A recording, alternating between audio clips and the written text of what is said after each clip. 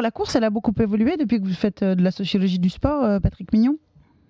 Oui, elle a beaucoup évolué. C'est-à-dire que pendant toute une époque, la course, en fait, quand on disait faire la course à pied, on imaginait des gens qui couraient dans les bois et dans la boue. C'était l'image du cross-country, Ouais. ou alors l'image, effectivement, autour d'une piste des coureurs d'athlétisme, du 1500 au marathon. Ouais. Donc c'était vraiment des athlètes. Ils appartenaient au monde des sportifs. Ok. Et ça a changé dans les années, aux États-Unis plus tôt. Très tôt aux États-Unis, début des années 70, et en France, c'est rentré, je pense, au début des années 80, fin 70, début 80, où on a commencé à voir les gens tourner autour du Luxembourg, par exemple. C'est dans les jardins avec du des tenues Luxembourg. ramenées des États-Unis, Ouais. très souvent, C'est et rigolo.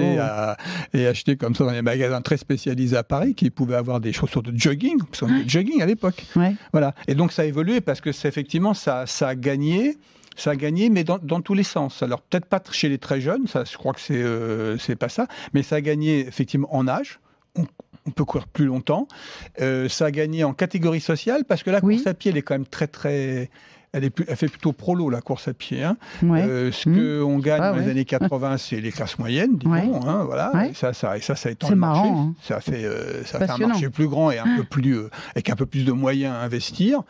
Donc voilà, et ça a gagné en sexe aussi.